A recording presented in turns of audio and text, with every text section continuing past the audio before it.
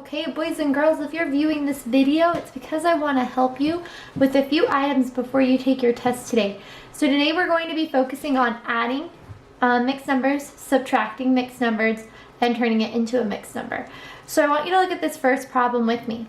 You have 3 with 5 6 plus 4 and 5 6. We always start at the fraction. So we're going to add 5 6 plus 5 6.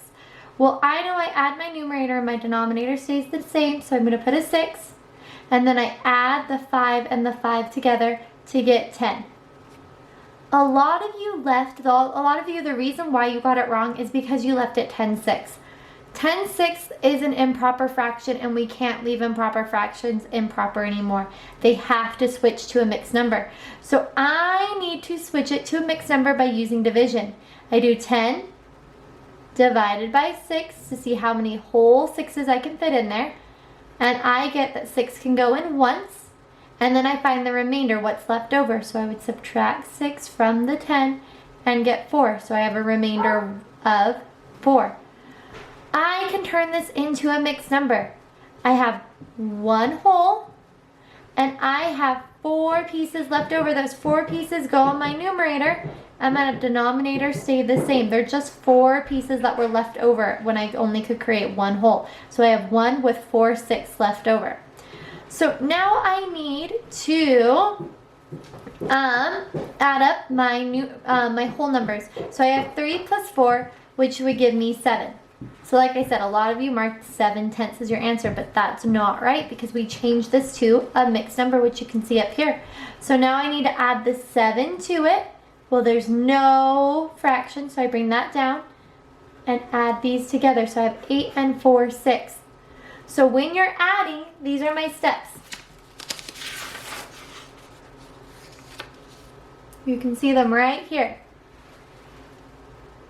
You need to start by adding the fractions.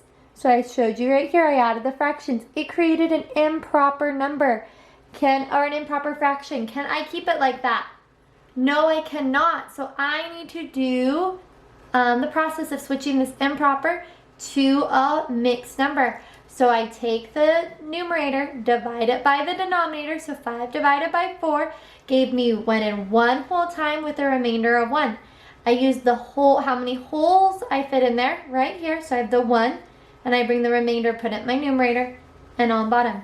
Then I add the whole numbers, 3 plus 2, which gave me 5.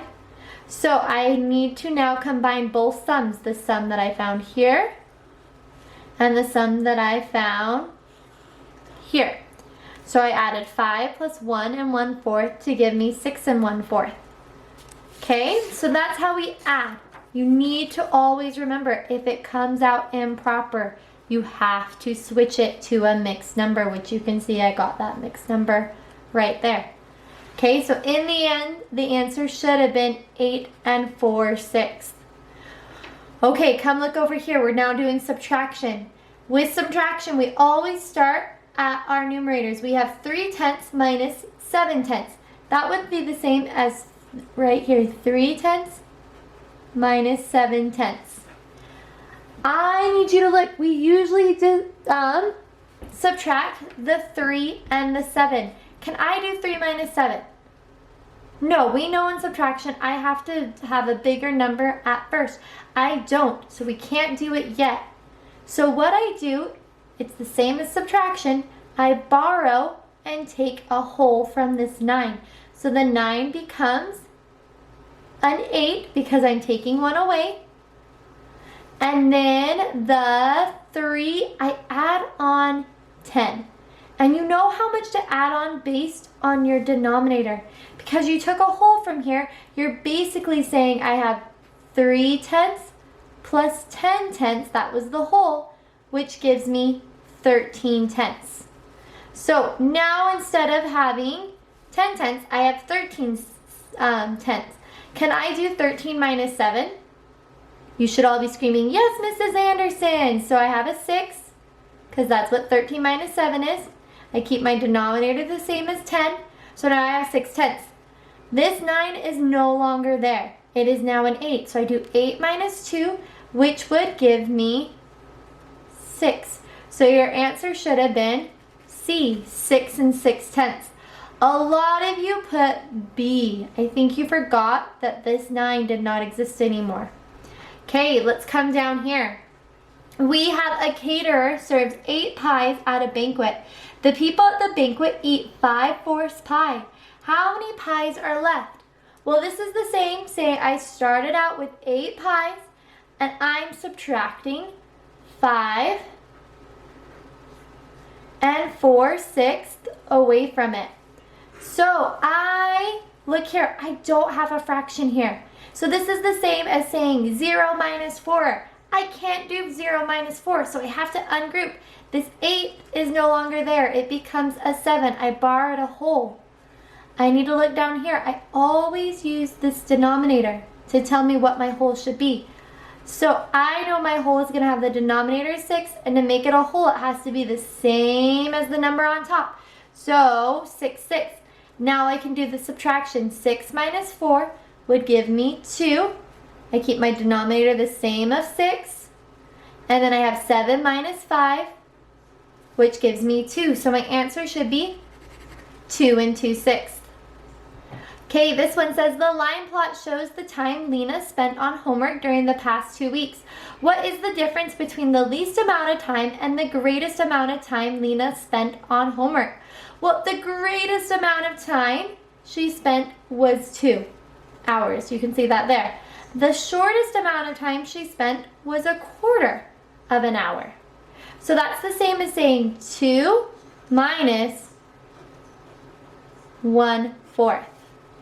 Well, if I look here, I'm missing a whole number, but that's okay because the 2 is bigger than that. But I'm missing a fraction up here, which means that this is the same as 0/4. Can I do 0 minus 1? I can't, so I have to ungroup. This 2 becomes a 1, and I'm borrowing a whole. I took a whole from this, so I have to create a whole over here, and I want to keep the denominator the same, so it would be 4/4. Now I can do 4 minus 1, which would be 3. Keep my denominator the same of 4. 1 minus 0, I can do it, so I'd get 1. So in the end, I have 1 and 3/4 as my answer. Okay, for this last one, it's just practicing switching it to a mixed number. So I'm going to take 23/5, and I need to do 23 divided by 5. Well, I'm going to count by 5s. 5, 10, 15, 20. Oh, I can't go any further. So that means I had 4 wholes, and I do 23 minus 20 to see what I have left over, which is 3. That 3 left over becomes my numerator, and my denominator stays the same of 5. So my answer should be 4 and 3/5, which was A. So that was just a quick correction. Most of the time with addition, you're keeping it as 5/6. A lot of you, when you subtracted, instead of doing 8 minus 2, you kept it a 9 minus 2, which gave you 6. On this one, you kept it as 8 minus 5, which gave you 3 and 2/6. So it's just these simple little errors that we just need to fix. Remember, when you're adding, if it becomes an improper fraction, switch it to a mixed number. In subtracting, if you ungroup, you have to remember that this is now an 8. It's not a 9 anymore. So you're not doing 9 minus 2, it's 8 minus 2. Okay, I hope this helps. I have another little quick assessment for you to do with this.